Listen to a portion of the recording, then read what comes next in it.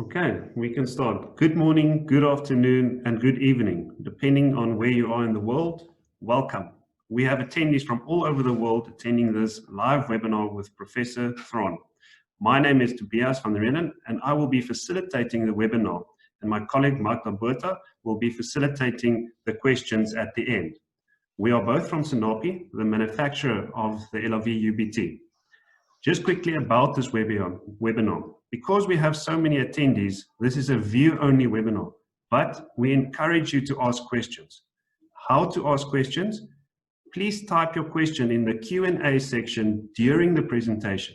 You should see it on the Zoom at the bottom of your screen. Magda will facilitate the questions at the end with Professor Theron.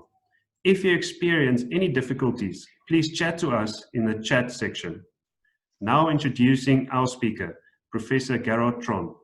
He qualified from Stellenbosch University in 1975. As medical officer, he worked in Koma Hospital in Malawi and Rietvlei Hospital in rural Eastern Cape. He rejoined his alma mater, Stellenbosch University and Tygerberg Hospital in 1982 as a registrar in obstetrics and gynecology. Subsequent to his training, he stayed on as a consultant in the Department of Obstetrics and Gynecology. His fields of interest are community obstetrics, measures to reduce maternal and perinatal deaths, and mother-to-child transmissions of HIV, as well as outreach education through distant learning programs. He has also published 94 articles in peer-reviewed journals and co-authored 5 books. Welcome, Professor Theron. Thank you, Tobias. May I proceed? Yes. Greetings to all of you from all over the globe. I'm sure we are united in our endeavor to reduce maternal mortality, especially maternal mortality due to postpartum hemorrhage. The Ellavi Uterine Balloon. I have no conflict of interest. I have not received any remuneration from Sanofi Biomedical or hold any appointments in the company. Pliny the Elder, that lived in the 1st century AD, he was a Roman author, philosopher, and naturalist, once said, "Out of Africa, always something new." And the Ellavi uterine balloon is out of Africa and something new. We became aware of the use of uterine balloons to tamponade the placental bleeding site in the event of postpartum hemorrhage when Bakri published this paper in 2000 in the International Journal of Gynecology and Obstetrics. It was a case series of 6 women, 5 women with placenta previa or low-lying placentas, and 1 woman with a cervical pregnancy.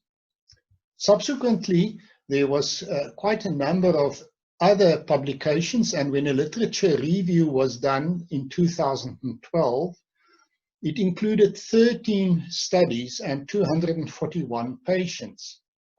This included 6 case reports or case series, 5 prospective and 2 retrospective studies, but no randomized controlled trials. A very high success rate were reported. A literature review and meta-analysis was again done in 2020 under the leadership of Sebastian Suarez from the Massachusetts General Hospital. I was included in this meta-analysis as one of the co-authors, and an explosion actually happened in the number of studies available. And with the literature review, we found 3,653 studies, of which 644 comprised to our initial screening criteria. Further screening criteria resulted in a selection of 91 studies that complied to a more stricter criteria regarding research methodology. These 91 studies included 4,729 patients. 69 were case series, 15 non-randomized studies, 6 randomized controlled trial, and then 1 cluster randomized controlled trial. The overall pooled success rate was 86% with very narrow confidence margins. Now, why is it so important to have an additional measure to manage patients with postpartum hemorrhage if your initial emergency measures are unsuccessful? Sue Forkes published this paper in 2018. It included 3 years, the triennial 2014 to 2016. These are all cases reported to the National Confidential Inquiry into Maternal Deaths in South Africa. And it included 624 women that died due to hemorrhage. Sue then looked at the number of women that required a referral. There were 128 such women because they delivered either at a primary care facility or a small district hospital without any theatre facilities. Of these women, 21% died while waiting for transport, and a further 14% in transit. So clearly there's an additional measure required in addition to the use of the established emergency measures if a postpartum hemorrhage occurs. Unfortunately, the commercial devices were very expensive, which excluded their use to a large extent in low and middle income countries. WHO then came and said, but rather use a condom, a Foley's catheter, and then inflate it with a syringe. However, you can see there's a little device there that helps the syringe to fit onto the Foley's catheter. So this was propagated by WHO to use for uterine balloon as a uterine balloon. At that time, I thought possibly a surgical glove balloon may work just as well. If you snip the middle finger, you've got the 2 other fingers to tie over, and if you use a celastic catheter like a nasogastric tube or a suction catheter, which is much firmer, you get quite a nice closure there, and then you just tie it at the top where your hand goes in, and there you've got your balloon. Then you attach your celastic catheter to a giving set, the IV fluid giving set, and to a liter of IV fluids. The advantage you have now is that it will fill up very quickly. And 2 additional benefits is that if you leave your tap open, you can control the pressure inside the uterus by the height of your giving set above the patient. And in addition, because you leave it open, it's an open system that allows the uterus to contract. So the glove balloon was described in 2008, and then I wrote it up in this monograph on the management of postpartum hemorrhage in 2010. I wrote the chapter on the surgical management of postpartum hemorrhage and included the use of the glove balloon with the necessary illustrations. Now, the surgical glove balloon, the one huge advantage is intrauterine pressure control. The specific gravity of mercury is 13 times that of water. How much pressure do you need inside the uterus? This is something that we debated at length, and I was fortunate also to debate it, discuss it with Arul Kumaran. He was the former president of FIGO at the last FIGO conference in Rio. And the conclusion is you need about systolic blood pressure because the arterial bleeding in the placental implantation site will be stopped if that amount of pressure is applied on the implantation site. So if the patient has a systolic blood pressure of 100 and your giving set is 1.3 meters above the patient, you know you've got 100 millimeters mercury pressure inside the uterus. However, it's important that the balloon should be able to be inflated to the required volume without requiring expansion pressure. And we did test this on the glove, and it could fill up to about half a liter, 500 mils, without taking up expansion pressure. Otherwise, your formula won't work accurately. You all know the pathophysiology that happens following delivery of a placenta. The uterus contracts and retracts, and you know that the blood spaces of the placenta are supplied through low resistance sinusoids, and when the myometrium contracts and retracts, a fiber that's arranged in the format of a matrix actually closes off these sinusoids. And I think all of us have had experience of patients that delivered following a ruptured placenta with clotting deficiency, and as long as the uterus contracts, the bleeding is stopped, in spite of the fact that the patient has a bleeding deficiency. So the aim of the management with postpartum hemorrhage due to an atonic uterus is to facilitate contraction and retraction. That's why the immediate emergency measures include rubbing up of the uterus, compressing the uterus bimanually, and the use of oxytocic drugs. Then, following the paper by Bakri, just a few years later, we learned about compression sutures, and it was quite soon after that that papers were published regarding the use of compression sutures combined with the intrauterine balloon, like this case report in the British Journal of Obstetrics and Gynecology, where severe bleeding was controlled with a combination of compression sutures and the intrauterine balloon. However, subsequent to that, papers were published, case reports of necrosis following the insertion of compression sutures, so myometrial necrosis, and this risk increases with pressure exerted from inside the uterus with the uterine balloon.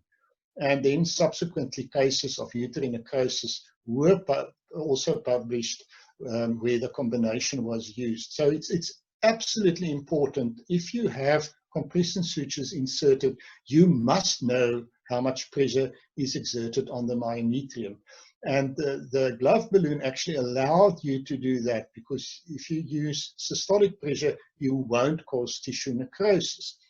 However, if it's a closed system and you just put in a half a liter of fluids into your balloon and you close it off, you have no idea how much pressure is exerted on the myometrium. So there were quite a number of cases. As I said, just a few of these cases illustrated on this slide, where the combination of compression sutures and a uterine balloon was used. So I retired as chairperson of the department at the end of 2015, and during that time you were very busy and working hard, but I knew we needed a commercial device that's affordable with the features of the uterine balloon, because the problem of the glove balloon, because the problem is we teach the doctors in training sessions how to put the device together, and then a year or two later, 2 o'clock in the morning, you have actually forgot exactly how everything fits together. It's much easier to have a sterile packed device that you can just open and use immediately. So I went to Sinapi Biomedical, who I knew because they manufacture a neonatal feeding cup that we use in our neonatal wards. And I said, could you design a uterine balloon with the features of the glove balloon? It must be a single unit. It must have a supply bag. The tubing must have a T-valve. And then the balloon must be cylindrical in shape with a capacity of filling up to 750 mils without taking up expansion pressure. It became a combined effort by myself from the Stellenbosch University, by Sinapi Biomedical, the developer, and funding was supplied by the South African Medical Research Council and the Department of Science and Technology for the product development as well as for evaluating the product, in other words, doing a trial with the product. All along, a non-governmental organization in Seattle, PATH, that actually focus on the manufacture of medical devices to be made available cheaply in low and middle income countries, were a partner of this project. So ultimately, this was the end product. It is there is a supply bag. You can see there A. Then you have your tubing, and there is the T valve. The tubing goes into the uterine balloon quite a distance so that it helps with the placement.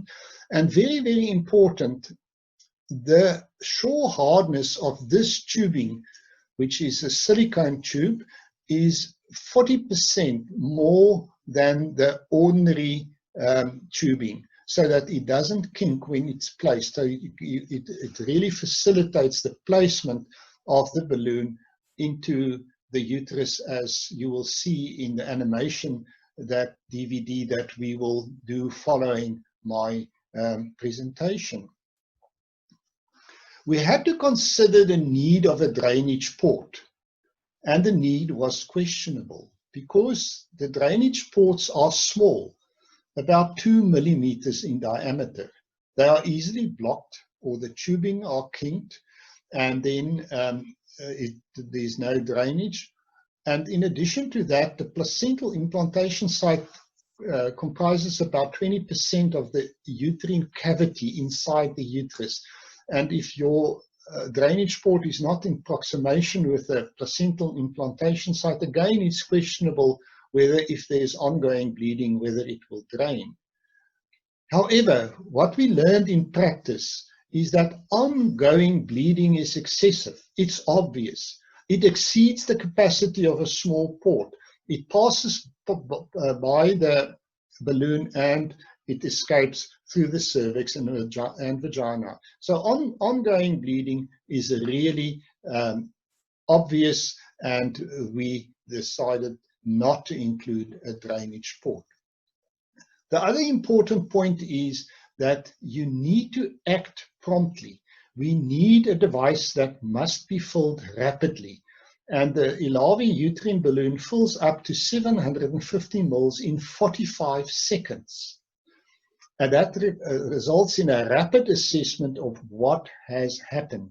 And if the profuse bleeding continues, then you know you must institute the next step.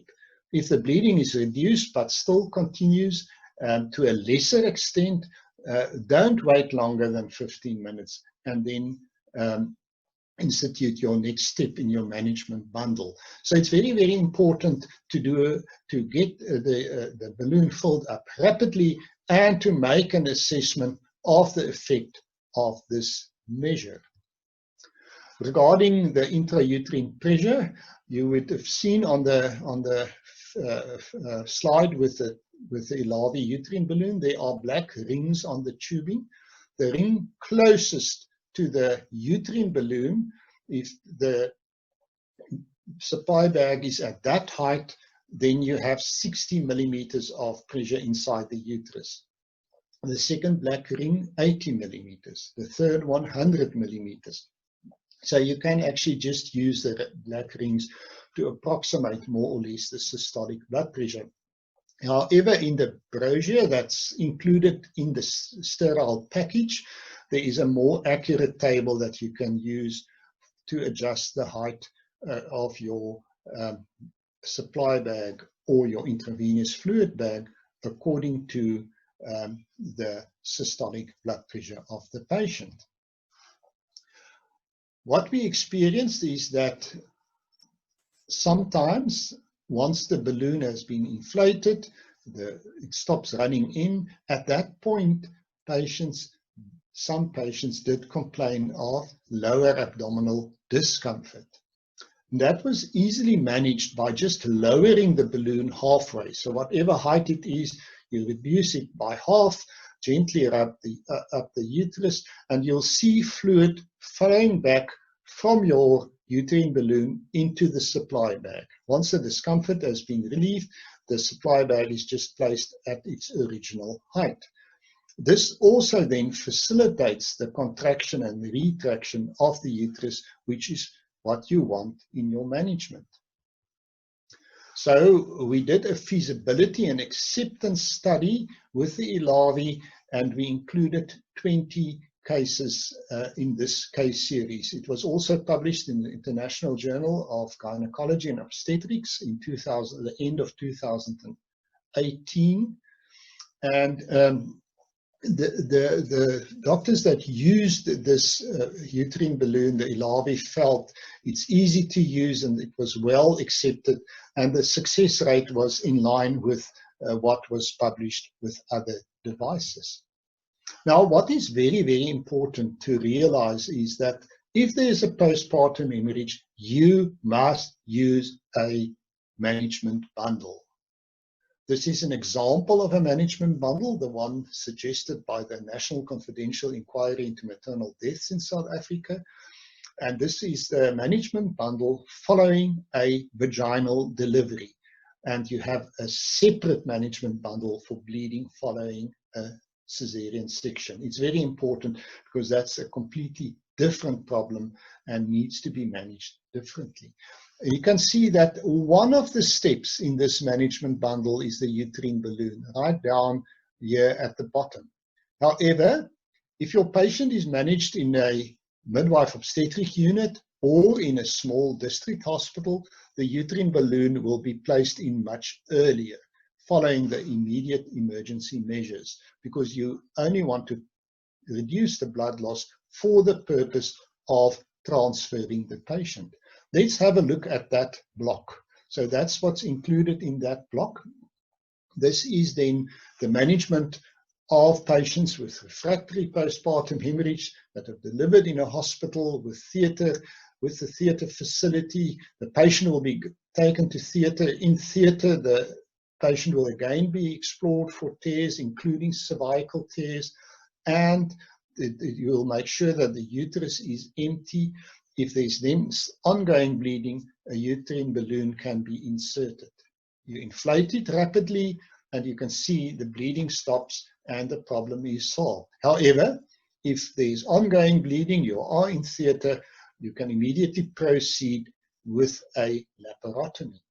Now, it's very, very important when you drape your patient for your laparotomy to drape your patient in the modified Lloyd-Davis position.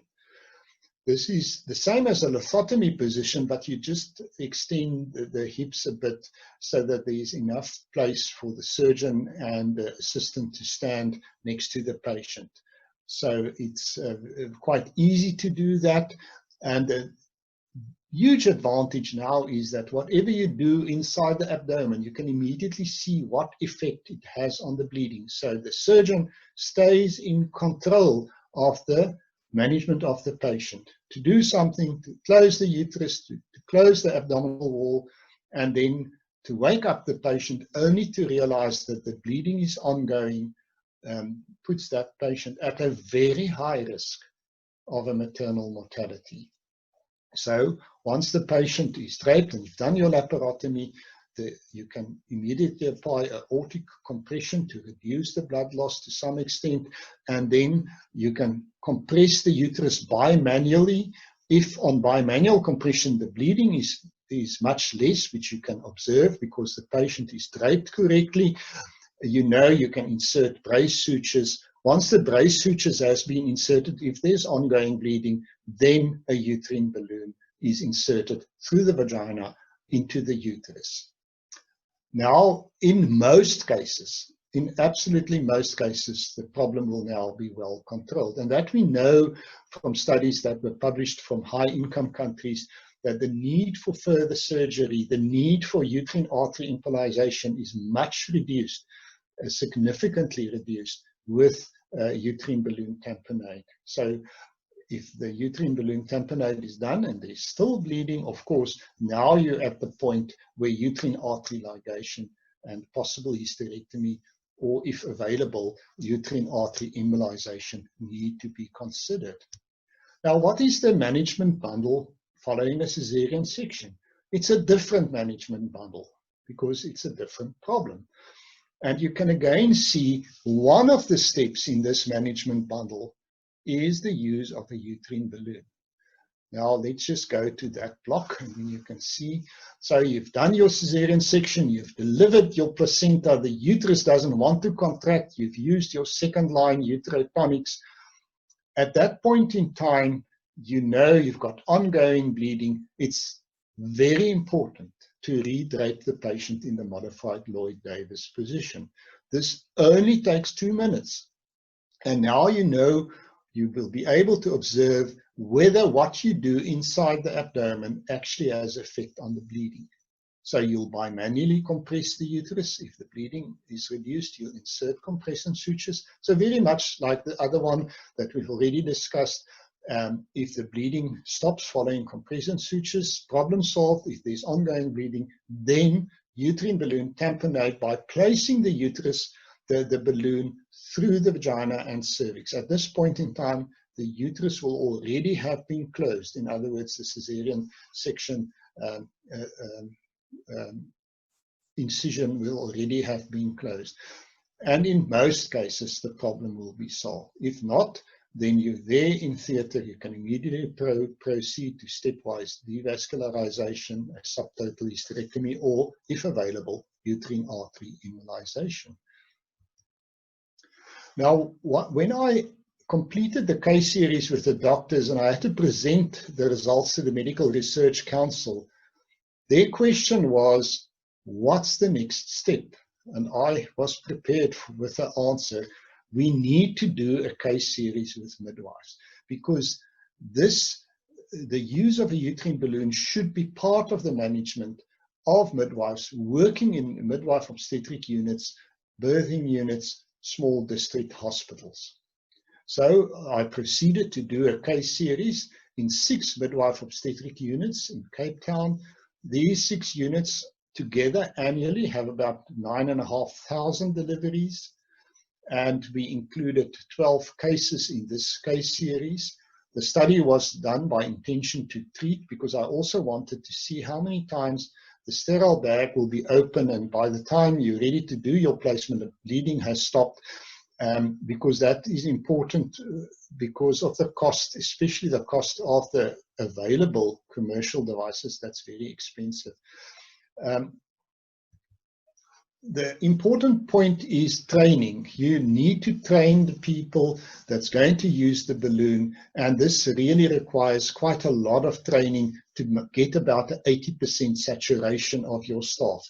So you can see in the 6 midwife obstetric units, there's 79 midwives, and it required 36 workshops conducted 7 o'clock in the morning to reach the day and the night staff. And we reached a saturation training of between 92 and 100%. So ongoing training, very, very important. I just want to give information of one clinical case, and this was the very first case included in the midwife case series. A midwife that has just been trained to use the device a few days ago was on duty, and a patient that received no antenatal care, GRAV4 para 3 from a neighboring country, was admitted in advanced labor. She was obviously term. The admission HP was 7.8. Shortly after arrival, she delivered, only to discover that she actually had a twin pregnancy, and the midwife delivered the second baby. It was followed by torrential bleeding. The blood pressure dropped to 50/30. The emergency measures were immediately implemented. A second IV line was commenced. And then, because the bleeding was ongoing, the midwife inserted a Ellavi uterine balloon, and as soon as it inflated, the bleeding was stopped. The patient could be transferred to the next level of care, where she received 3 units of blood and was discharged in a good condition a few days later. The waiting time for the ambulance in this case was 2 hours. You can see why it's so important that this additional skill and management should also be available at this level of care. So I concluded that midwives know how to insert the balloons, they know how to fill the balloon, and of the 8 cases that were done by the midwives, all 8 cases were successful with no complications. Of the 12 patients included in the case series, all 12 had a good outcome. This will be published soon in the African Journal of Midwifery, as it was accepted for publication this month. Now, where is information on how to use the uterine balloon? If you go to the Better Care website, then you go to the intrapartum care manual. The skill is in this manual. I'll just show you the pathway. You go to the Better Care website, you click on learning programs, you click on women's health, and then you click on the intrapartum care manual. Then you click on read free on Learning Station, and there you'll find in Unit 5, the management of postpartum hemorrhage, there is the skill on how to insert the uterine balloon. Below the skill, there's an icon to click, and you can watch the DVD on how actually to do this. What about ongoing studies and planned studies? In South Africa, presently, there's a randomized controlled trial ongoing comparing the Ellavi with a suction device, a makeshift suction device, and then the tamponade devices for obstetric hemorrhage. Proposed trial is presently being planned, and the protocol is in the final stages of development. This will be a large randomized controlled trial in 4 hospitals in Vietnam, and it will compare the standard of care in Vietnam at this stage with the Ellavi with a suction device. Regarding the commercial plan, the Ellavi uterine balloon at present is the only low-cost, regulated and pre-assembled device. It is CE regulated, and the in-country registrations are increasing as demand is increasing rapidly. A high-volume plant has been completed, and Sanapi can currently supply any volume on demand. The Ellavi Uterine Balloon in 2018 were entered into the Grand Challenges Canada and was a finalist. And the prize money was matched by the MRC in South Africa and the organization in Seattle, Path, and that money was used to build the supply plant. I thank you. Thank you very much, Professor. I will just play the training animation now.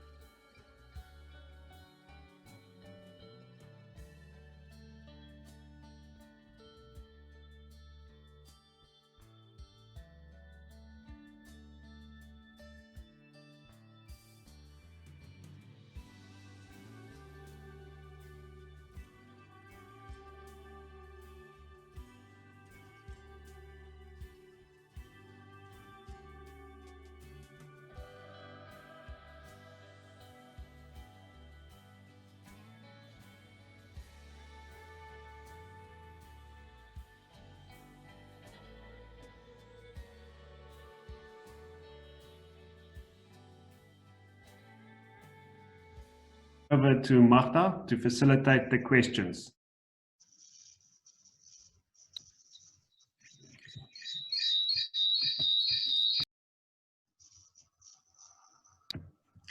Thank you very much. Thank you, Professor. We have a few questions from our participants.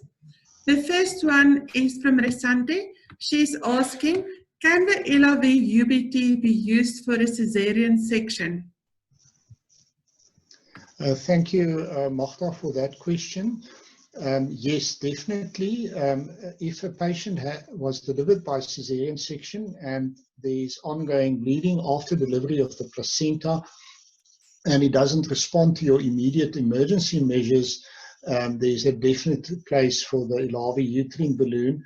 But this will follow, as explained in the management bundle, follow redraping the patient in the modified Lloyd-Davis position and then compressing the uterus bimanually. And if that reduces the blood loss, inserting your compression sutures. And if there's ongoing bleeding after the compression sutures, then the Ellavi uterine balloon is inserted from below through the vagina and cervix into the uterus, which is now already being sewed up, and the compression sutures have been inserted, and you inflate it rapidly, and you can immediately see now the bleeding stops or the bleeding is ongoing. And if the bleeding is ongoing, you actually have to resort to more invasive procedures, as I've explained. But in most cases, in the vast majority of cases, you'll have control, and the patient can now be the abdominal wall can be closed, and the patient can be woken up and go to a high care area for further management. Thank you, Professor. We have another question from Resante. She's asking, how does one monitor any ongoing bleeding once the Ellavi is inserted? Yeah, you have your routine care for your patients that's unstable. That usually includes keeping the patient in a high care area and with ongoing observation for bleeding, and doing your observations, blood pressure, pulse, every 15 minutes. And if there's ongoing bleeding that doesn't resolve within 15 minutes, then you need to resort to your next steps. So it's really the same as patients that were managed by other methods that had postpartum hemorrhage. So it's very important not to stop very careful care of your patients after inserting a balloon. You mustn't take it for granted that the problem now has been solved. No, the patient's still at risk and must be kept in a high care area. What I did not mention in the discussion, usually then if the balloon is not expelled, after 8 hours, you can lower the balloon onto the bed with the patient, keep the tap open. Within a minute, the water runs out of the balloon back into your supply bag. While this is happening, observe whether there is any bleeding that may resume. If there's no bleeding that resumes, the uterine balloon is just removed by gentle traction. It's not it doesn't cause any discomfort. On the other hand, if the balloon has been lowered and you have ongoing bleeding that resumes, then you just place your balloon back at the original height according to systolic blood pressure. It will fill up quickly. Just check again with the vaginal examination whether the uterine balloon has remained inside the uterus. The maximum time a balloon can stay in the uterus, and that applies to all uterine balloons, whether it's a condom or a commercial device, is 24 hours. That will be, you'll find that in the literature, because we really don't know whether it will be worthwhile to keep a balloon in longer. We also always give antibiotic cover once a balloon has been inserted. So I think the ongoing management is very, very, very important. Thank you, Professor. The next question is from Christina. She's asking, what is the percentage of success using the condom uterine balloon? No, that's the interesting point from the publication this year in the American Journal of Obstetrics and Gynecology by Sebastian Suarez, that meta-analysis and systematic review. It's really a little bit device independent. The success rate is always in the region of the high 80%. That was constant. Whether it's a commercial device or a makeshift device, the Ellavi was also included. The case series was included in that meta-analysis, and in our own experience, that's also what we found. The cases where it is not successful, there's usually a reason, and it's in most cases a cervical tear, or it may even be a uterine tear. And in those cases, there's just ongoing bleeding. In spite of inflating your balloon, there's ongoing bleeding, and you know your method wasn't successful, and you need to continue with the next step in your management bundle. Thank you, Professor. Ricardo is asking, what are the infection rates? Thus far, there was no complications published, and when the meta-analysis was done, the one that I mentioned by Sebastian Suarez, no complications caused by the uterine balloons. As I've said, we use broad-spectrum antibiotics if a balloon was inserted in the uterus, whether it remained in for a longer or a shorter period of time. The patient needs to have a full course of antibiotics, which could be a combination of ampicillin and metronidazole, or one of the cephalosporins. So whatever you have available as a broad-spectrum antibiotic that can be used. I just need to add that, of course, often the balloon will be expelled, and often it happens quite quickly. In our case series with the midwives, in one case it happened before the ambulance arrived, but it wasn't followed by bleeding. The problem was solved. So if the balloon is expelled and there's no ongoing bleeding, your problem is solved. Don't be concerned about that, and that also applies to any of the devices used. Thank you, Prof. The next question is from Andy. Andy is asking, if bleeding is no longer detected, is the Ellavi balloon typically nearly empty, meaning that the fluid is returned to the raised bag, or is there a need to further empty the balloon before removal? Yeah, no, there will always be fluid left. What we do find is you can actually see that the level of the fluid in your supply bag actually goes up, and that happens quite quicker if you had to lower the balloon because the patient complained of abdominal discomfort. But by the time, say, 8 hours have passed and you want to remove the balloon, you must always lower it on the bed with the patient with the T-valve open, and wait 1 minute for the remaining fluid to run back into your supply bag before removing the uterine balloon. Thank you, Professor. The next question is from Dipak Dalvadia. Why do you not advise to pack the vaginal canal to help keep the uterine balloon in place? Yeah, that's a good question. Generally, packing the vagina is not a good idea, because if there's ongoing bleeding, you must see it. You mustn't do anything that can obscure it. So that's the one very important point. And when you watch the DVD, you would have seen that while the balloon is filling up, the person that did the placement keeps 2 fingers below the cervix. In other words, when the balloon has filled, you are sure the balloon is above the cervix. Sometimes it bulges a little bit through the cervix. That's okay. That's acceptable. But then no packing is needed. The packing, the concern is, well, number one, it's not needed, and number two, it may obscure ongoing bleeding. Thanks, Professor. We have another comment from Dipak Dalvadia saying that uterine necrosis is significantly more common with mattress sutures rather than B-Lynch sutures. What is your opinion on this?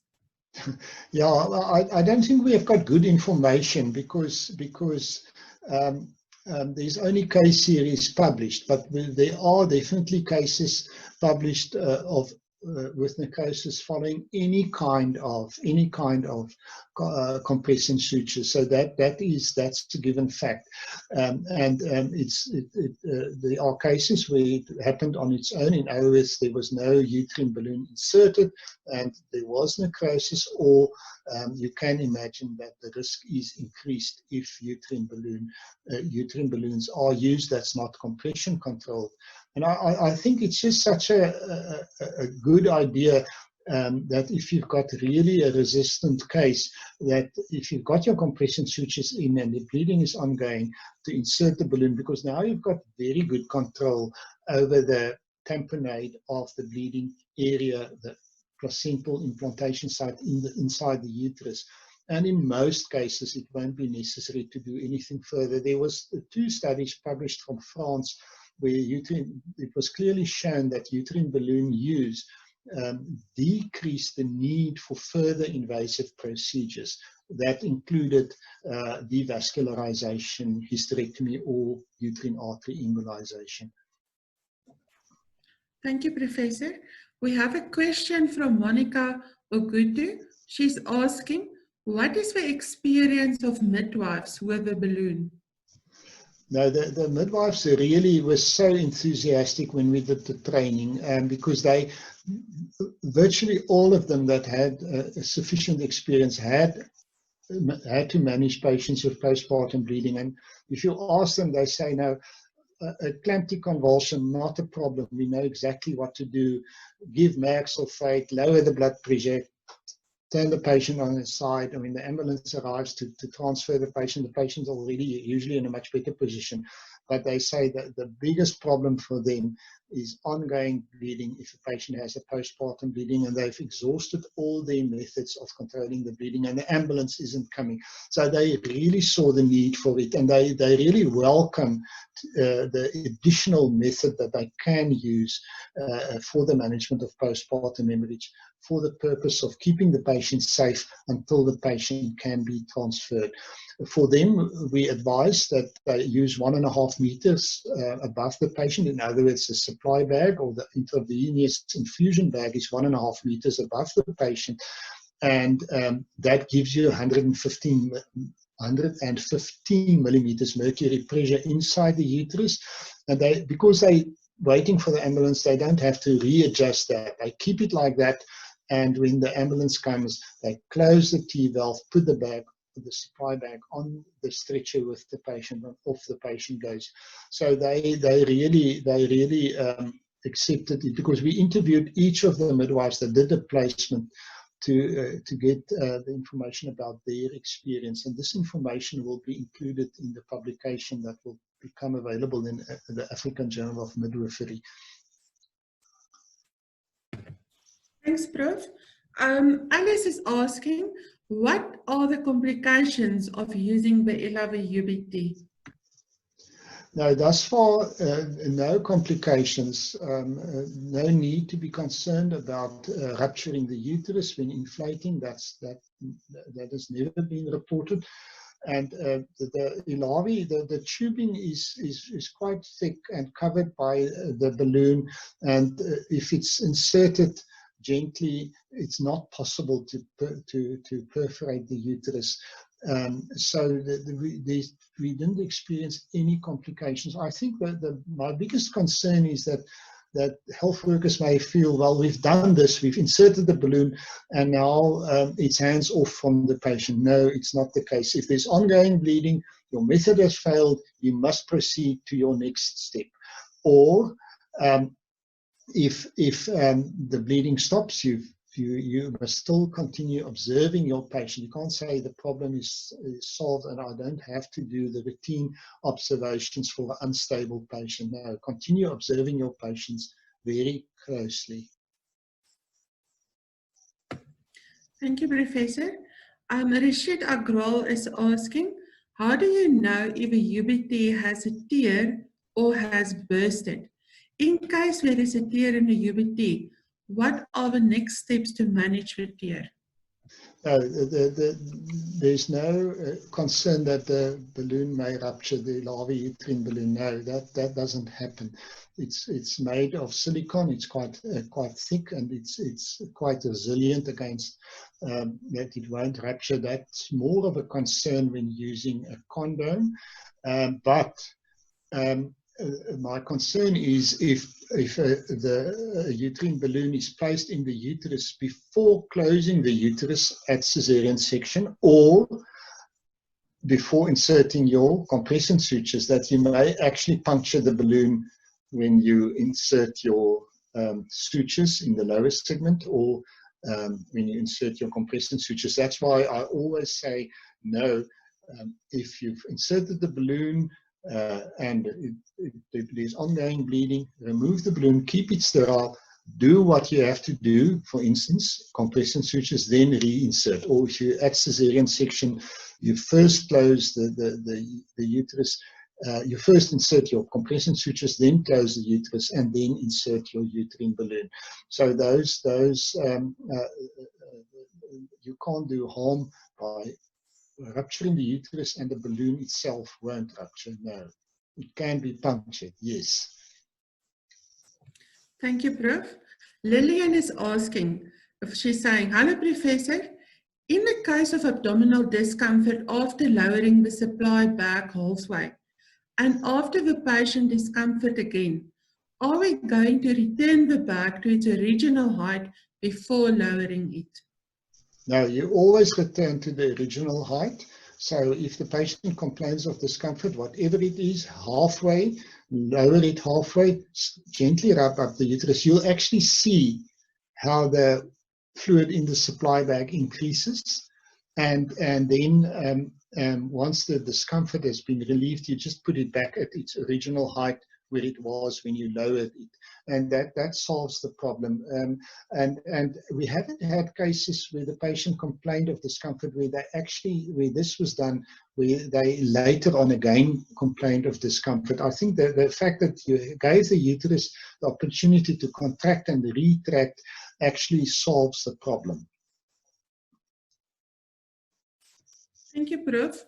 In the case of an emergency, shall the doctor put the bag at 1.5 meter height and then measure the systolic pressure and adjust the bag height, or what shall they do first? Now, I think it's always good to start at 1.5 meters above the patient. You know, you've got 115 millimeters mercury pressure, and when the bleeding has stopped and now the patient is transferred to your high care area for further care, every half an hour when the height of the supply bag can be adjusted. But to start off with, always start at 1.5 meters. And when patients are only temporarily treated because they need to be transferred, then you just use 1.5 meters.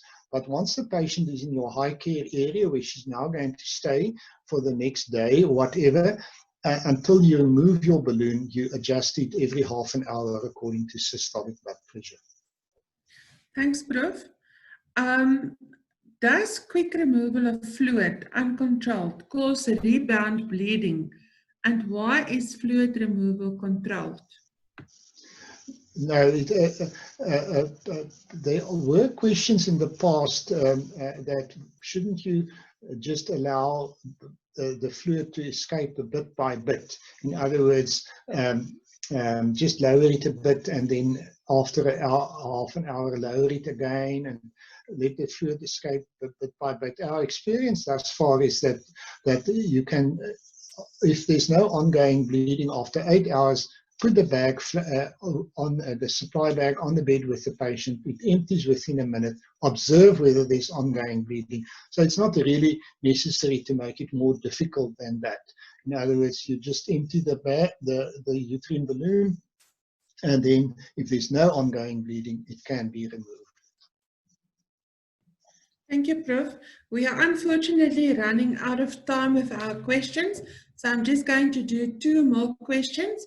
The one is from Michael. He's asking, how many minutes can be waited to reevaluate the patient? If the balloon effective in stopping the bleeding or not? Yeah, that's very, very important. The fact that the balloon fills up rapidly gives you the opportunity for a rapid assessment. And if there's ongoing bleeding and the bleeding continues profusely, you know the balloon has been inflated, there's ongoing bleeding, I must now resort to the next step.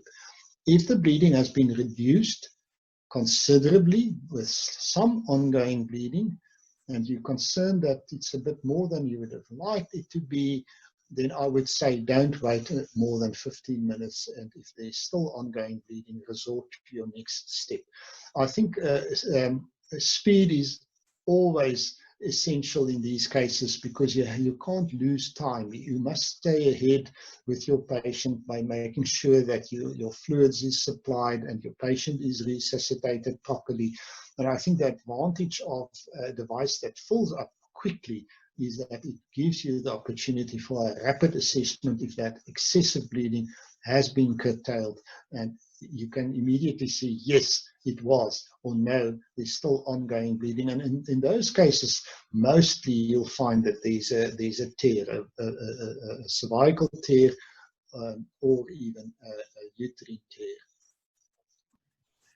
Thanks, Prof. Deepak Dalvade is asking, is saying sometimes it's not possible to have an IV pill. What can we do? Yeah, that's a good question. You can improvise, and this will usually be the case in a midwife obstetric unit or a small district hospital where you don't have a IV pole to hang the bag on. You can hang it on your curtain rail, you can hang it anywhere, because in these cases the patient must be transferred and you must just more or less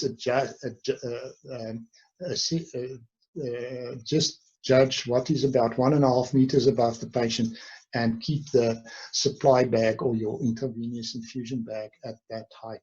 So whatever keeps it up, it really doesn't matter.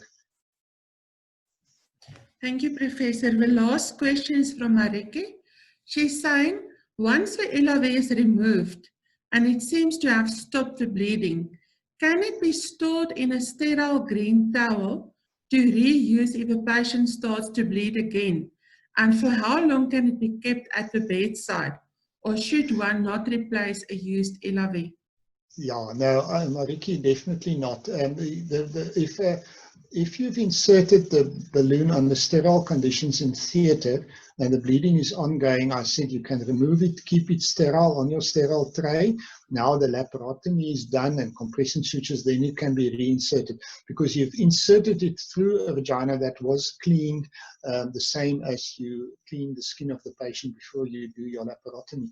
But if a balloon is expelled, it's usually expelled through the vagina. It's not sterile anymore, and you can't reuse it now, unfortunately not. So the Ellavi is not for reuse at all, and definitely once it is expelled and it is not sterile anymore, it cannot be reinserted.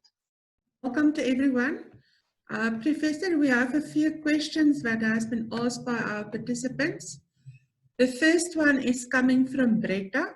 She's asking, how can we strengthen community education and promotion to improve maternal neonatal health indicators?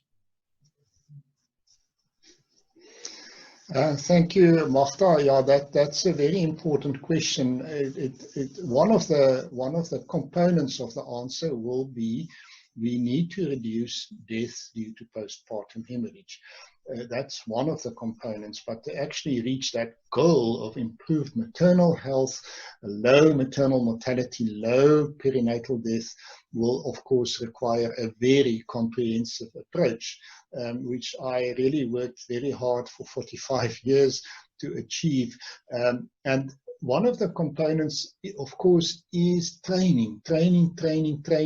That's why I placed a lot of emphasis on distance education, because you can't really reach all the people that need to be trained in person.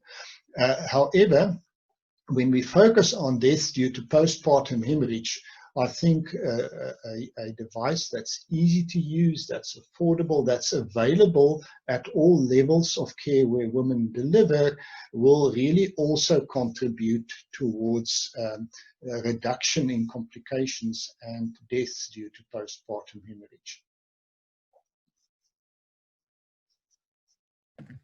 Thank you very much, Prof. The next question is coming from Resante. Resante is asking, can the Ellavi Uterine Balloon Tamponade be used for cesarean section?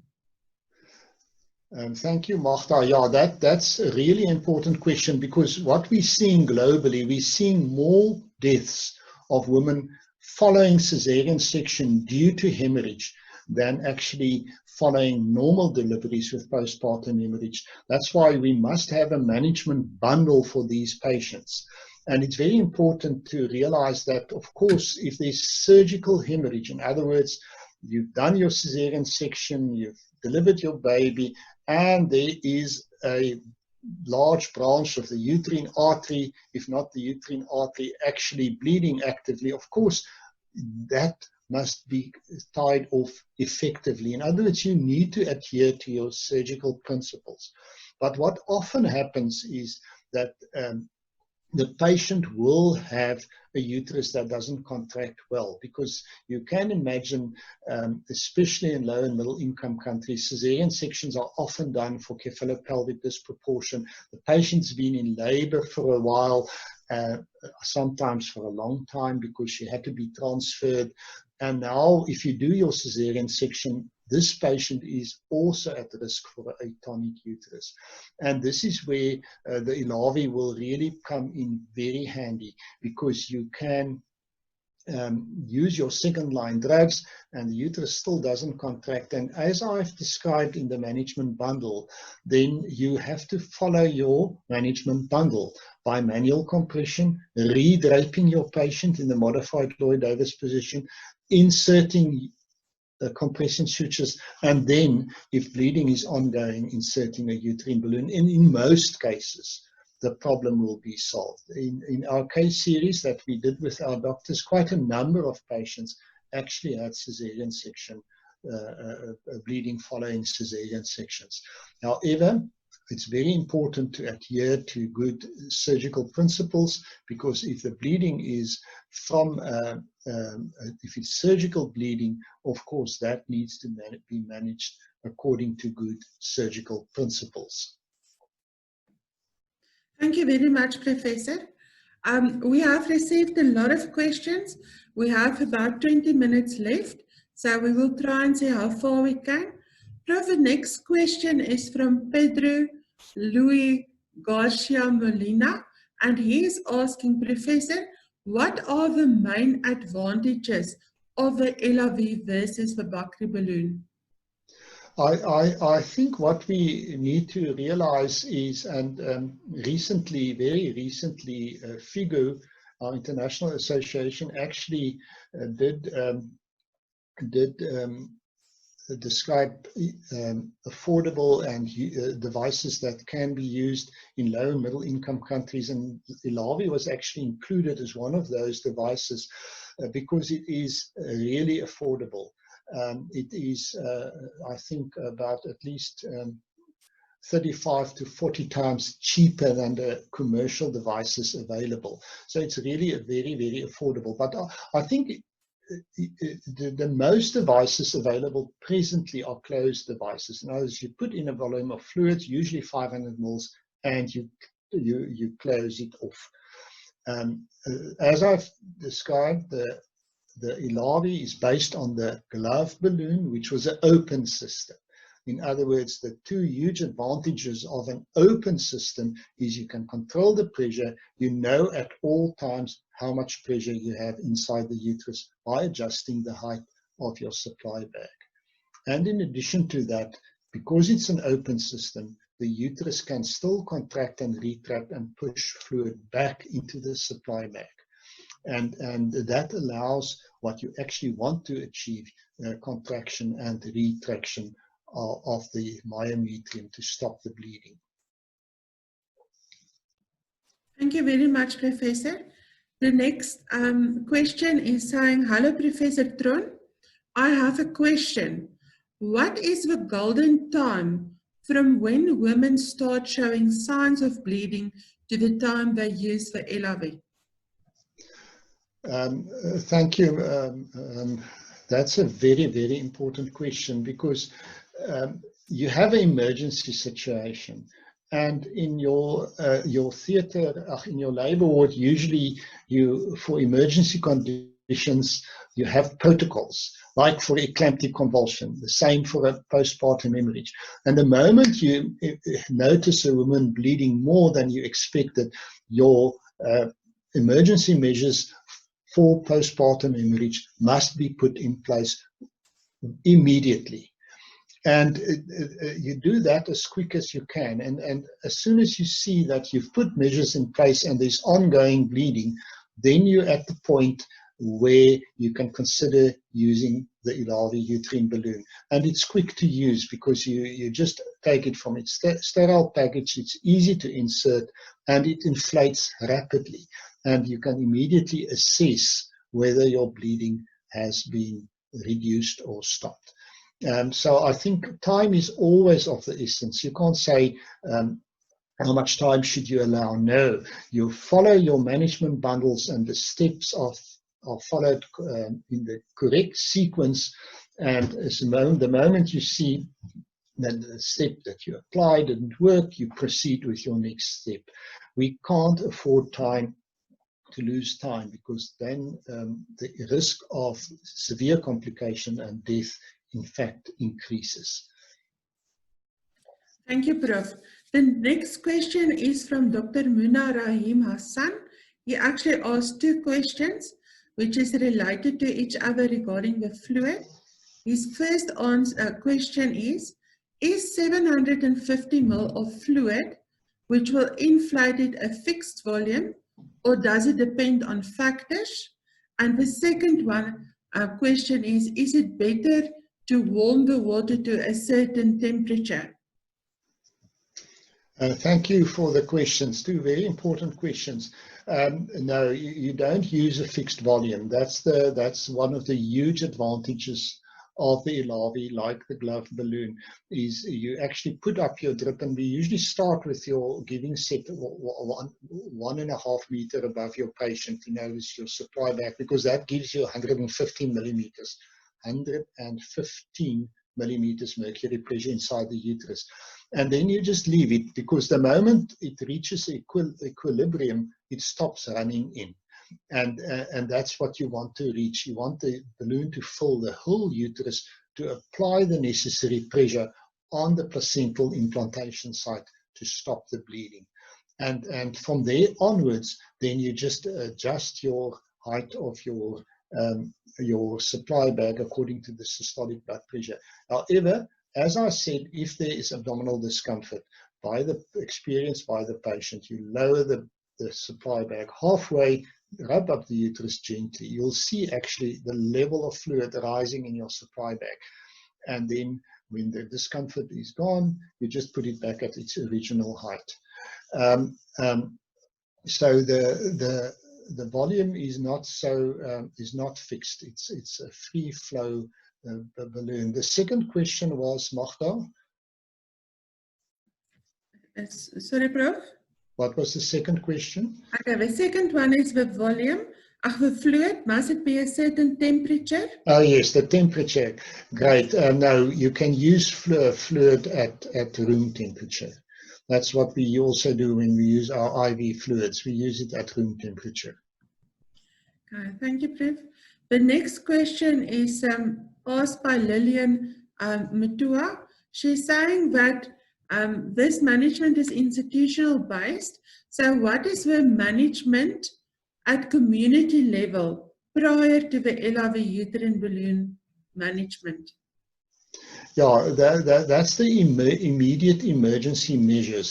Say you're working in a birthing unit where only midwives work, there's no theatre, patients require a cesarean section or any procedure in a theatre, they have to be referred to the next level of care. So the emergency measures always would be calling for help, rubbing up the uterus, getting your IV line going, add your intravenous oxytocin, and then make sure that the bladder is empty.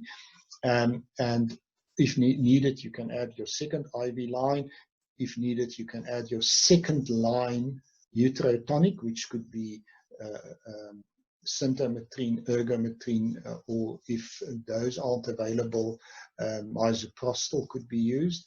So that these should always be instituted, including the immediate measures are the exclusion of perineal, vaginal, and cervical tears. Thank you, Professor. We have a question from Louisa Matete. She's asking, do we need a drip stand to use for Ellavi tamponade? No, you can use anything. You can actually, as long as you've got something to hang it over, you can use the curtain rail, you can use a nail that's knocked into the wall, whatever you want to use. But the important point is, if you want to adjust according to your systolic blood pressure, then of course you need to be able to move it up or down. However, if you're in a small unit, say you're in a little district hospital or a birthing unit, then you'll always just use it at 1.5 meters, because you only want to use it temporarily until the transfer can be arranged. As soon as the ambulance arrives, you close your tap, and that's very important, to close the valve, put the supply bag on the stretcher with the patient, and off they go. So in the birthing units, it's not necessary to have adjustable drip stand, because you will just use 1.5 meters until the patient can be transferred. And during the period of transfer, of course, by just keeping the valve closed, that amount of pressure is maintained inside the uterus. Thank you. The next question is from Alan Chanda. Alan is asking, is it necessary to pack the vagina so the Ellavi does not come out by mistake? Very, very good question. If you look at your animation, at the time the balloon is filling up, the uterine balloon is filling up, 2 fingers are kept below the cervix. So you turn your hand with your palm upwards, and you just keep 2 fingers below the cervix, so that during the filling up time, the balloon is kept inside the uterus. That makes sure that the balloon won't come out of the uterus during this time. Also, of course, it's important, as you've seen in the animation, you insert your balloon until it's against the fundus of the uterus, and you feel that resistance very easily. And then you know you're against the fundus, then you fill it up with 2 fingers below the cervix. And if it's placed correctly, no, it's not necessary to pack the vagina. Packing the vagina will also reduce the chance that you'll see ongoing bleeding. So it's not at all advised. And also, of course, not putting in sutures, trying to keep it in place. What sometimes do happen, once it's been placed, 10 minutes, 15 minutes, 20 minutes later, you see the balloon is expelled. That happens with all the uterine balloon devices, irrespective of which they are. And if there's no further bleeding, your problem has been solved, and you don't have to be concerned anymore. So if the balloon is expelled and there's no further bleeding, your problem is solved. Thank you, Professor. The next question is from Louisa Matete again. She's asking, how long do we keep the balloon in situ once the bleeding is controlled? Yeah, we suggest if the bleeding is controlled and the patient is now usually in a high care type of facility, that you will assess after 8 hours. You will assess whether you can remove the balloon. So at that time, you'll lower the supply bag onto the bed of the patient. The tap remains open. The water runs back into the supply bag within 2 minutes or less than that. And during this time, you just observe whether there is a resumption in bleeding. In other words, does the bleeding recur or does she stay dry? If she stays dry, you can just carefully pull out the uterus. If there's a resumption in bleeding, then you just put your supply bag again on your drip stand and fill it up. Just check vaginally whether the balloon is nicely in place. And the maximum time the uterine balloon can be used, and that applies to all type of uterine balloons, if you go through the literature, is 24 hours. After 24 hours, if it's not expelled spontaneously, you remove the uterine balloon as I have described. Thank you, Professor. The next question is from Hiyam Yassim. Is asking, is it possible to use it intra-operation? I think we did discuss this. You will only use the uterine balloon if you've done a cesarean section and you've delivered the baby and the placenta. And if there's ongoing bleeding at that time and you feel that it's because of an atonic uterus, then your first step will be to redrape the patient in the modified Lloyd-Davis position by manual compression. If the bleeding is reduced, you can then insert compression sutures. Once you've inserted your compression sutures and the bleeding is ongoing, then a uterine balloon can be used. Yes, so it can be used together with surgery. The one possibility where it can also be used is if you've got a morbidly adherent placenta. So the placenta is delivered and then a large portion stays behind, and then you realize it's completely stuck, it's grown into the myometrium, and then usually you remove it piecemeal as much as you can.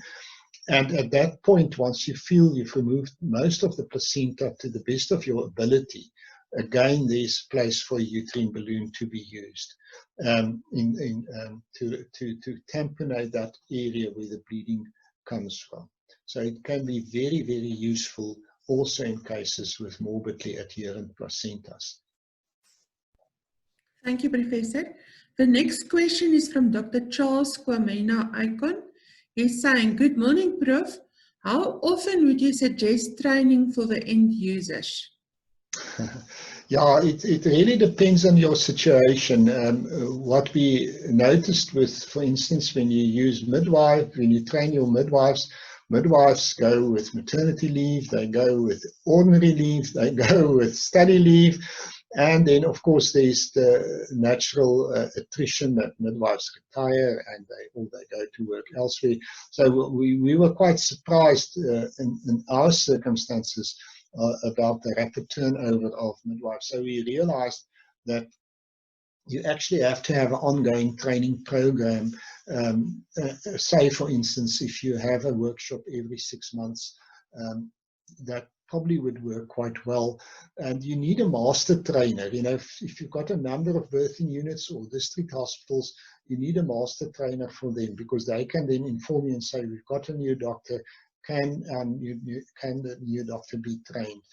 Because I think if you've got somebody that can train, they can also do one-on-one training.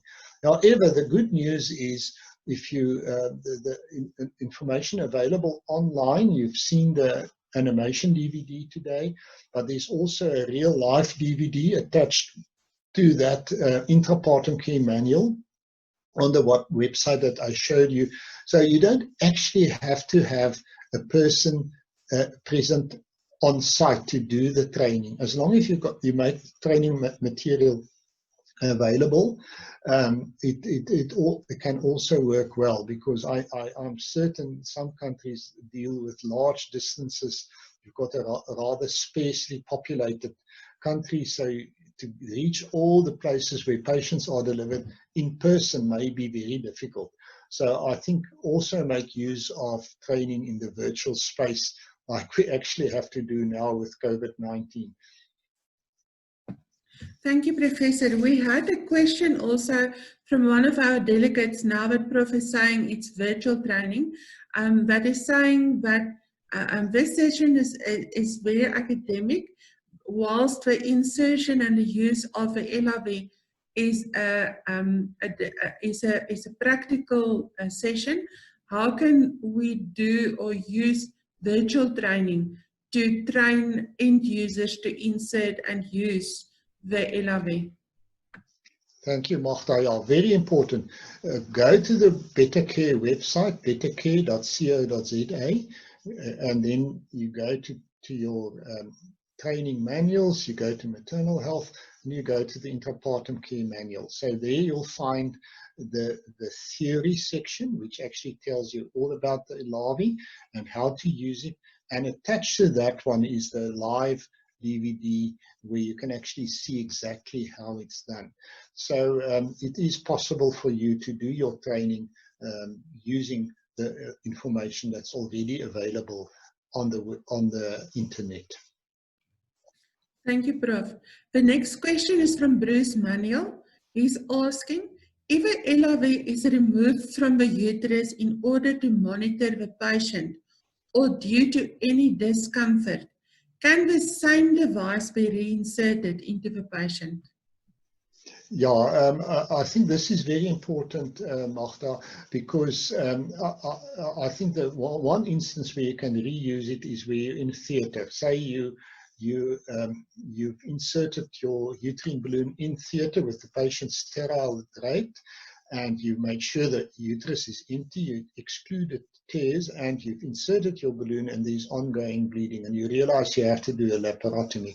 Then you can remove your balloon, keep it on your sterile tray, and once you've inserted your compression sutures, if there's ongoing bleeding, you can reinsert that very same balloon. But a balloon that has been expelled, a balloon that has become unsterile cannot be reinserted. I think that will apply to any of the balloons, because you can't put something that's unsterile inside a patient's uterus.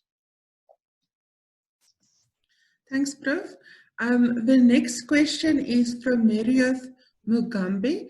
How long does the balloon remain in the uterus? And secondly, do I have to drain the water all at once or little by little? Yeah, I think we've answered the first question. We said if it's expelled and there's no further bleeding, problem solved. Otherwise, 8 hours. But at that point, say it was not expelled and you've reached 8 hours, there's no ongoing bleeding, and then you just deflate it by putting it on the bed with the patient. That happens within 2 minutes. Watch for bleeding. No, you haven't, there's no need to do it bit by bit, no. Thanks, Prof. Then there's a question from Zahina Islam that's asking, first they say, thank you very much for the informative talk. Here in Pakistan, we use a condom tamponade and it's effective. Do you think there will be any difference between the two? I think if you appreciated the value of pressure control and using an open system, then you probably have to consider either using the glove balloon as I've described, or its commercial equivalent, which is the Ellavi. So I think it's important to realize that the condom is a fixed device, and as opposed to that, you have your glove balloon, which won't cost you any more money because it's actually, everything is available, a surgical glove, a celastic catheter, and your giving set, and your a liter of IV fluid. So all of that is available. So I think it really depends on you whether you think the advantages of having pressure control and having an open system that allow the uterus to contract and retract is important, and in that case you need to use an open system, a free flow open system. I do think that if you use compression sutures, I think it's very important also to be able to control the pressure. I'm not concerned about a condom, because if the pressure exceeds a certain amount of pressure, your condom will rupture. So I don't think, and I haven't seen any cases described where a condom was used together with compression sutures where uterine necrosis occurred. But the commercial devices are quite strong. The Ellavi is also quite strong. It won't rupture. That won't happen. I think the only risk that the commercial devices have is that sometimes people put them in the uterus and before closing your cesarean section wound, and then they puncture them when they close the cesarean section wound. That's why we have the protocol where we follow in our management, bundle, is first to apply your compression sutures, close your uterus, and then you insert your balloon, because then you won't puncture it. And the other disadvantage, of course, is that when you close your uterus or you put in your compression sutures, that you actually may suture your balloon against the uterus, and when you try to remove it, it won't come out. So it's not a good principle to put in sutures when there is a balloon inside the uterus. That should happen. The sutures should first go in, whether it's compression sutures and the suturing of the cesarean section wound, before you insert your device. Thank you, Professor. We have a few more questions for those of you that have to leave. You are more than welcome to contact us for the rest of the answers. For those of you that still have time, we would appreciate it if you can stay on. Prof, the next question is from Calvin McCarty. He is saying, can it be used for a few cases of bleeding post-evacuation in the second trimester? Yeah, that is a very important question. Unfortunately, in the second trimester, the uterus is quite small, and the balloon will be rather on the big side for a mid-trimester type of bleeding. And I think the huge advantage is that you won't have an atonic uterus at this gestational age. In other words, if there's ongoing bleeding following an evacuation, then there's probably some other reason why the patient is bleeding. The uterus may have been perforated. It may have been the evacuation may have been incomplete. And the uterine tamponade in those instances won't be the correct management. No, so the Ellavi is actually for pregnancies that have reached viability, where the patient is actually in the third trimester of her pregnancy. Thank you, Prof. Steiny Lumia asked, for how long can you keep the Ellavi before deciding if you can refer the patient to a higher level hospital, or to keep the patient in a small district hospital? Yeah, that's really a very practical question. I think if you've got a referral structure, you will have to follow your referral guidelines. And if your referral guidelines actually state that you, if there's a postpartum hemorrhage, you do your emergency measures. And if that then includes a uterine balloon, very good, and then refer the patient. So I think it's always better to refer a patient if she really has the postpartum hemorrhage, because if there's ongoing bleeding and she's at the next level of care where there's blood, where there's an operating theatre, where there is a person that's a surgeon that can actually do the necessary further treatment if necessary, like for instance compression sutures, systematic devascularization, or even a subtotal hysterectomy, that's better. So I think it's always better to preempt a problem. In other words, to act proactively and say, okay, the patient has bled, I've stopped the bleeding, but I'm not going to keep the patient with me. In the instance of ongoing bleeding, rather refer the patient. I think it's much better to refer perhaps unnecessarily than to keep a patient only to realize later on that you should have referred your patient. Thank you, Prof. The next question is, from Leon Tibet, after filling the balloon, will it still be open until we remove it, or will it be open until the uterus is contraction? Okay, I don't understand very good, but the next question is, how long will it take to reassess the height level of the bag from the patient? No, I think with regards to the first question, I think the important point is you leave your valve open. Remember, it's an open system. you want to give the uterus the opportunity to contract and retract. So you always leave it open once it's filled up.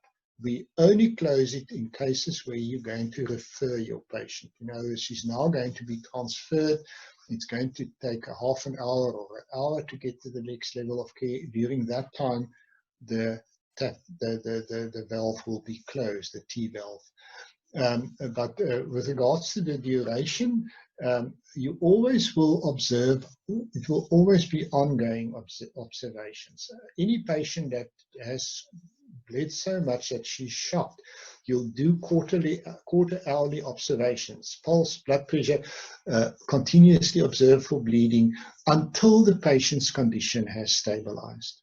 So that's very, very important, that ongoing observations. I've often observed midwives when they deliver the baby and they deliver the placenta, they're taking care of the mother, and they actually continuously observe the patient for bleeding. Every time they walk past, they touch the uterus, the abdomen, feel whether the uterus will, check whether the patient is bleeding. That's ongoing observations. That's so important. I think the patients that really become very complicated are patients where we didn't diagnose the bleeding, and the patient went to the ward and nobody was observing the patient, only to be found in a pool of blood. Remember, bleeding is not painful. So the patient may be sleeping, the patient may be sedated, and there may be quite severe bleeding. So I think the importance of ongoing observation is very important, and that also applies following the insertion of a uterine balloon. Thanks, Prof. I think the next question is linking onto the one you just answered from Boniface Kimango. She's asking, how do you manage pain while inserting a UBT? And what complications would you anticipate following insertion of uterine balloon tamponade? Yeah, it's not uncomfortable to insert the uterine balloon. So it's very important to explain to the patient what you're going to do. And as you've seen in the animation, you only introduce your fingers up to where you can feel the higher segment. The moment you feel the higher segment, you don't have to go further into the uterus with your hand. So it's only your fingers that actually goes through the cervix until you feel the higher segment, and then you feed your balloon in, and that's not painful. So the insertion of the balloon is not painful. The only problem that we've encountered is that it's lower abdominal discomfort after inflation of the uterus, and I've explained how that is managed. But apart from that, there's no need for pain relief. The patients won't experience pain when it's inserted.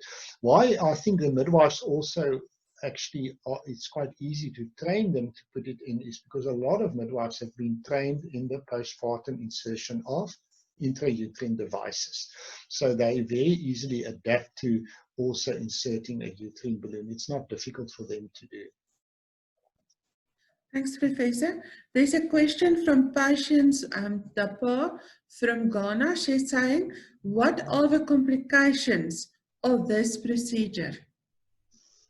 No, there actually is no complications, none reported. And I think if you go to that systematic review of the 91 studies, you also find that there's no complications reported that you can ascribe to the use of the device. However, we do advise, and that's for all devices, if a device is inserted in the uterus, the patient should receive a course of broad-spectrum antibiotics for 5 days. Because you've put in something in the uterus, you don't want the patient to develop a puerperal sepsis. So it will always be covered by antibiotics. I think the biggest concern is if there's ongoing bleeding. In other words, you've used your device, it won't solve all the problems. And what we found, for instance, we found cervical tear, which was with ongoing bleeding. We actually found a uterine tear following evacuation of the uterus with ongoing bleeding. And those cases, because the bleeding was ongoing, the next steps was applied and the problem was identified and solved. So it's very important to remember the uterine balloon is one step in your management bundle. So you must have your management bundle in place. It must include your emergency measures. And if you're in a small district hospital or a birthing unit, following your emergency measures, it will be the uterine balloon. If you're in a hospital with a theater, it will come in later, once you've made sure about the fact that the uterus is empty and that you've excluded cervical and vaginal and perineal tears. Thank you, Prof. We are running out of time, so we will just answer 2 more questions. The one is from Seth Hassan. Is there a possibility for use in gynecological emergencies, like with the management of acute bleeding secondary to submucosal uterine fibroids, or is this primarily an obstetric device? No, it's definitely an obstetric device to be used in a patient that had a viable pregnancy. In other words, that at least is in the, I would say at least 26 weeks or more pregnant. No, I think for your fibroids, you probably will use a much smaller device that you can inflate, like for instance, even the bulb of a Foley's catheter, because you're working with a very small uterine cavity at that time, compared to the big uterine cavity following the delivery of a viable baby. Thank you, Professor. For those of you, we are going to the last question now. For those of you whose questions have not been answered, please send the email to tobiasfear@sanapibiomedical.com. We will put in a chat with the contact details, and then you can send your questions to this email address, and then we will liaise with Professor and then get back to you with an answer. Prof, the last question that we are answering today or discussing today is from Johan Z. Khalid. He's asking, how much time does it take to assemble and insert the Ellavi in real time? No, it's very quick. You open it on your tray and it's ready to use. The first thing you do is just close your T-valve, fill up place your balloon. So I think you can do it within a minute. It's really very quick, and that's the big advantage of a single assembled device that's available for use. All the components are there, and once you've opened it, you can use it virtually immediately. And time is of the essence, as we've already discussed. You don't want to lose time, and that's what I found with the glove balloon. Is the doctors 2 o'clock in the morning, and having been trained 2 years ago how to assemble it, often first need to figure out, how do I put all of this together and how does it work? So the devices that you actually have to put together has the disadvantage that it takes a while to get everything together and to put them together. Whereas if you've got a single device that you can open on your sterile tray, you can use it immediately. Thank you very much, Professor. I'm handing over to Tobias. Thank you very much to everybody that has participated in today's live webinar. We could not get to all the questions. Thank you very much for all the questions asked. Like we said, we will contact you next week with answers from Professor Theron. And yeah, have a good day and a good weekend. Thank you very much, Professor, for your time as well. Thank you very much, Tobias and Magda, and all the participants. It was great to be with you this morning, and it's actually fantastic to actually have people from right over the globe. I think this is really the way to go to get messages out to people that work also in remote areas.